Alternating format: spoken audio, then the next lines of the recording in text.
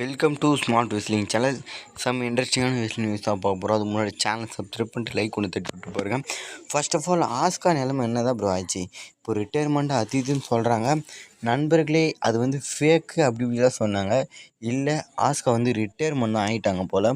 ஏன்னா இப்போது க நம்மளுடைய இஓஸ்கை இது பண்ண விதமாக இருக்கட்டும், எமோஷ்னலில் தான் அப்படி ஆகிட்டாங்கன்னு சொல்லியிருந்தாங்க. பட் இஓஸ்கை கமாண்டில் டியூட் பண்ணியிருக்காங்க. ரியா ரெப்லி அது மட்டும் இல்லாமல் ஏஜே ஸ்டைலு இன்னும் பல பேர் பார்த்திங்கன்னா ஆஸ்காவுக்கு தேங்க்யூ தெரிவிச்சிருக்காங்க. ஆஸ்கா ரிட்டையர்மெண்ட்டாக என்னன்னு சொல்லிட்டு ஃபேன்ஸே அங்கே அதிர்ச்சி ஆகிட்டாங்க. சில ஃபேன்ஸை ரிட்டையர்மெண்ட்டு நினச்சிக்கிட்டாங்க, சில ஃபேன்ஸு இல்லை எமோஷ்னல் ஆகிட்டாங்க அப்படின்னு நினச்சிக்கிட்டாங்க.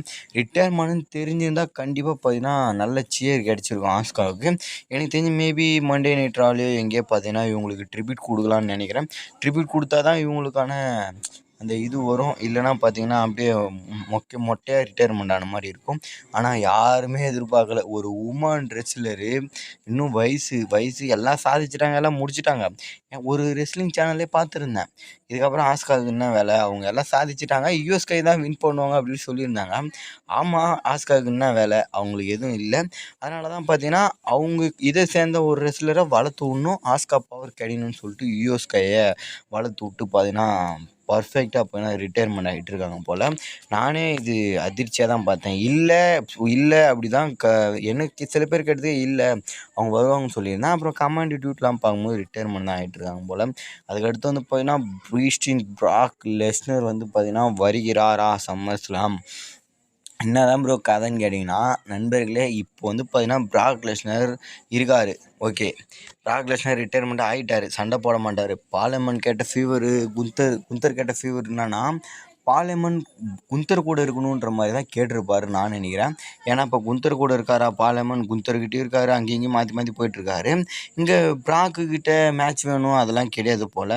ஏன்னா பிராக்கு சம்மர் ஸ்லாமில் வர போகிறாரு. என்ன பண்ணுவாருங்க, ஏன்னா ஹோஸ்ட்டாக இருக்க போகிறாரு.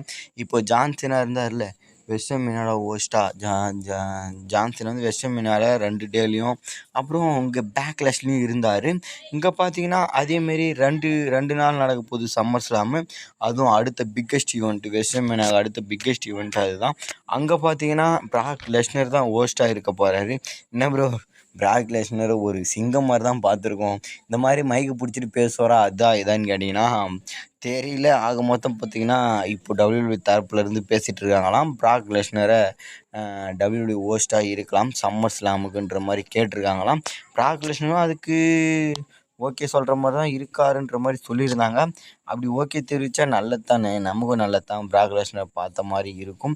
அதுக்கடுத்து வந்து பார்த்திங்கன்னா நம்மளுடைய ட்ரைபல் சீஃப் ரோமன் ரெயின்ஸ் வந்து பார்த்திங்கன்னா கிளாஷ் இன் இத்தாலியில் இருக்க போகிறாரு.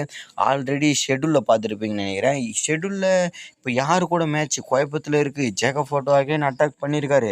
சாட்டர்டே நைட் மெயின் இவெண்ட் குறுக்கால இருக்குது, அங்கே மேட்ச் நடக்க போதா இல்லை அதுக்கடுத்தது வரப்போகிற இத்தாலியில் நடக்க போதா அப்படின்னு சில கேள்விகள் எழுந்துனுக்குது. சில பேர் என்ன சொல்கிறாங்க, சாட்டர்டே நைட் மெயின் இவெண்ட்டில் Jacob Fatu Roman Reigns again match முடிச்சுட்டு இத்தாலியில் வேறு ஏதாவது கூட ஃபீடு போகலான்னு சொல்லியிருக்கீங்க. வாய்ப்பே இல்லை, அது கொஞ்ச நாள் தான். இத்தாலியில் பேப்பரி முடித்தோன்னே ஒரு வாரம் தான் இருக்குது. இப்போ இருக்குல்ல இந்த 20 நாளுமே 2 பேப்பருக்கான மேட்சஸும் ஷெட்யூல் பண்ணணும். பெரிய மேட்சை அப்படி வைப்பாங்க, இப்படி மாற்றி வச்சுப்பாங்க. குந்தர் விசஸ் கோடி ரோஸே இப்போ சாட்டர்டே நைட் மெயின் இவெண்ட் பார்க்கும் போதுன்னு பேசியிருந்தாங்க. அப்படியே திடீர்னு பார்த்தீங்கன்னா இத்தாலியில் சொல்லியிருக்காங்க. இது எங்கே நடத்துவாங்கன்னு தெரியல. ஆக மட்டும் ரோமன் ரெயின்ஸுக்கு இத்தாலியில் மேட்ச் இருக்குது. நான் என்ன தெரியுமா சொல்கிறேன், என்னை பொறுத்தவரைக்கும் சாட்டர்டே நைட் மெயின் இவெண்ட்டில் வாய்ப்பு இல்லை. Again Jacob versus Roman Reigns Italy பக்கம் தான் போவோம் நான் நினைக்கிறேன். ஃப்ரெஷ்ஷாக வேறு ஏதாவது ஸ்டோரி ஸ்டார்ட் பண்ணியிருக்கலாம். அகெயின் பார்த்தீங்கன்னா ஜேக்கப் ஃபோட்டோக்கிட்டே ஸ்டார்ட் பண்ணுறாங்க. ஒருவேளை கான்ட்ராக்ட் இஷ்யூ ஆகிடுச்சோ சில கேள்வி எழுந்துன்னு வருது. கான்ட்ராக்ட் ரோமன் ஒத்துக்காதால இத்தாலியோட அவருடைய கெரியரை முடிச்சிக்கலான்னு பார்க்குறாரோன்னு தெரியல. அதனால் நான் சாம்பியன்ஷிப் கொடுத்துட்டே போகிறேன், அதுவும் என்னோட தளபதி என்னோட தம்பிக்கிட்டே கொடுத்துட்டு போகிறேன் ஜேக்கப்கிட்ட. நான் ரிட்டைர்மெண்ட் ஆகி அப்படி எங்கன்னா அப்படி போய் ஏஐடபிள்யூ சேர்ந்துக்கிறேன்னு சொல்கிறாருன்னு தெரியல. கொஞ்சம் பயமாக தான் இருக்கும், பார்ப்போம். ரோமன் ரெயின்ஸ் அவ்வளோ சீக்கிரம் டபிள்யூடபிள்யூ விட மாட்டாங்க. ஏன்னா அவருன்னு ஒரு தனி படையே இருக்குது. தனி படைன்னா மட்டும் அவர் மூலயமாவே பல மடங்கு சம்பாரிச்சுன்னு இருக்கானுங்க. அவ்வளோ சீக்கிரம் விட மாட்டானுங்க. விட்டா அங்கே போய் டபிள்யூடபிள்யூவில் ஏஐடபிள்யூ வாரி சம்பாரித்து கொடுத்துருவார் ரோமன் ரெயின்ஸு. நண்பர்களே, எங்கே இருக்குன்றதை உங்களுடைய கருத்தை கமெண்ட் பண்ணுங்கள். நெக்ஸ்ட் ஒரு தலைமை சந்திக்கலாம். வேறு சூப்பர் ஸ்டார் பற்றி அப்டேட் நியூஸ் சொன்னால் மறக்காமல் கமெண்ட் பண்ணுங்கள். Bye guys.